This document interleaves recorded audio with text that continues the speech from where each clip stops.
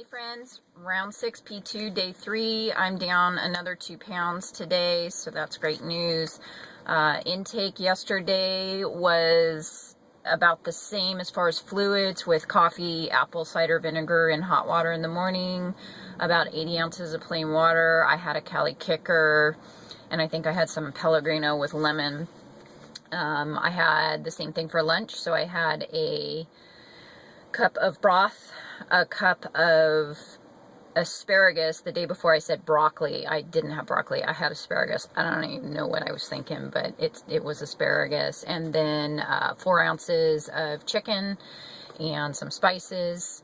At 3 o'clock, I had an opportunity to go home and drop one child off, which I wouldn't normally have done. And so since I was home, I actually ate something, which I know if I had been in the car driving around doing what I needed to do, I would not have eaten, but I was home. So I had 2 grissini, and I had 2 chocolate D's with macadamia nuts in them. For dinner at about 7:30, I had 4 ounces of tilapia baked with cilantro, salt and pepper, and lime slices. It was awful. I ate it anyway. And then I had some cauliflower rice.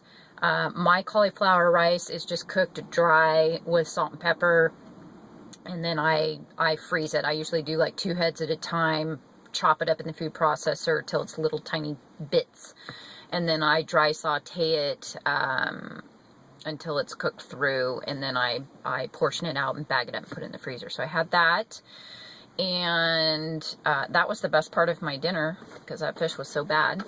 And then I had a baked apple, which I just baked while I was eating dinner, or I sauteed it actually in some water. I got some new stevia drops. It's a cinnamon vanilla by the Now brand. It's really kind of thick. I think it has glycerin in it. That's got to be why it was so thick. And then some cinnamon sprinkled over the top. And I just sauteed that covered for 20 minutes or so. And it was okay. I didn't chop the apples up enough, and so I should have taken the skin off, because when you have bigger pieces, the skin is just it's just, I don't know, it's kind of chewy. So it was okay. You know, next time I'm just gonna have to take the skin off. So again, I did my 16 hours of fasting and broke my fast, and had, you know, about 8 hours of eating, and then stopped eating at 8. I wanted to push, I've got notes here because I already know I'm going to go over. Jenny made a point yesterday to focus on success in every round. It's really important. Yes, she's put, you know, half her weight back on, and you can look at it one way or the other. She's managed to keep half of her weight off. So in a sense, that is success. Even if you put all of it back on. I think Eileen has put all of hers back on. I'm not really sure, but I know there's others out there that, you know, it's like, oh my gosh, I got to go back and do another round. I put all my weight back on, or maybe you've even put more back on. Look at the positive side. You're back here again. You're trying to get it off. You're doing something about it. You're not giving up. That's important. So that what that means is that you've learned something about yourself, and you've peeled back another layer. Whether it's the knowledge of what you need to eat, or what you shouldn't really be eating, or it might be coming to the realization of when or how you pile on the pounds. And that's my lesson right now. So let's see, understanding the impact of seasons, schedules, hours in the day, or vacations. I now know that I put on weight in the summer.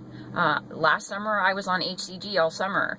And so this summer, because my schedule isn't as tightly wound, with all the things that we've got going on. You've got multiple vacations, you've got social events, you've got more hours in the day. I drink more in the summer, I eat more in the summer. That's when I'm putting my weight on. I can maintain my loss for the rest of the year, but I obviously put on my weight in the summer. So I'm taking note of this, and I'm going to make sure that I remind myself of that next spring when it comes time to facing another summer, and realize that that's when I need to be strongest during the year. That's part of my journey. That's my personal growth. So in that, this is the point that I want to make. Here's what I want you to do.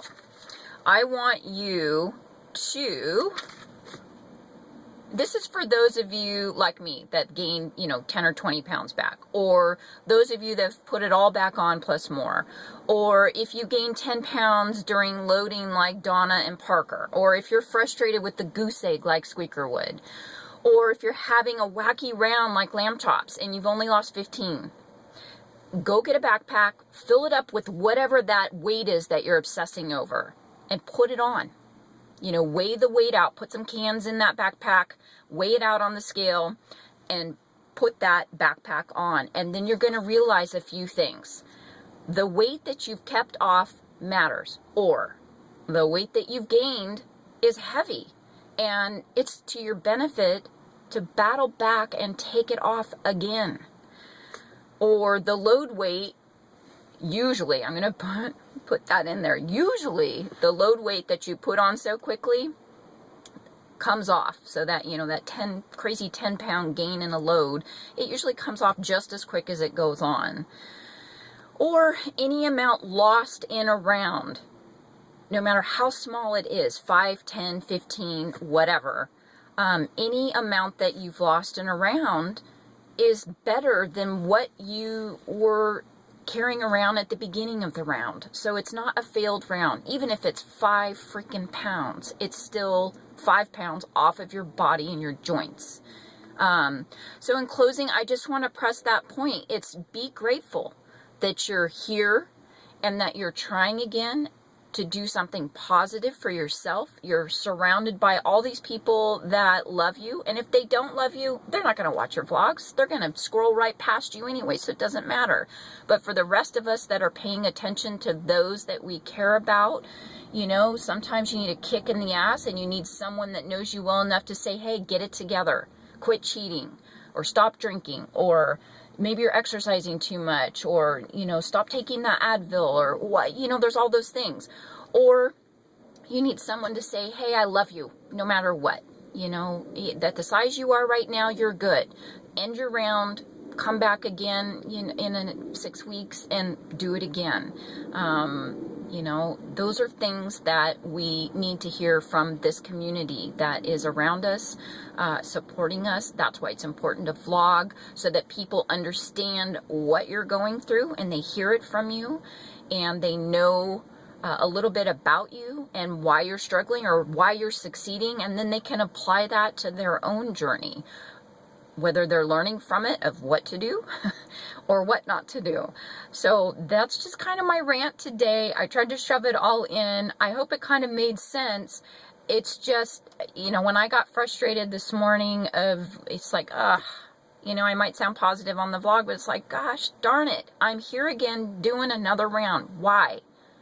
And then overthinking it, could I get it all off and this be my final round? Do I really need to do another round at New Year's? That's all. Those are things I'm battling, and I got to deal with it. And the flip side of it is, okay, I did try to do another round a while back. I didn't vlog during that round. I didn't have good success because I didn't share with you guys.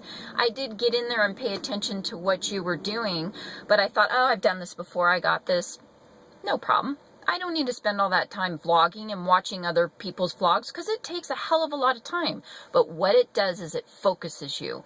It focuses you on getting your words out there and your journey out there, or it focuses you on paying attention to other people. And what that means is you aren't thinking about other things that aren't related to what you're trying to do right now in your goal. Your goal is get this done. You're in this round to do this round, get it done. Okay, that's it for today. Bye, guys. I'll check in tomorrow. Hopefully, I have a release and not a goose after 2 huge releases. Ciao.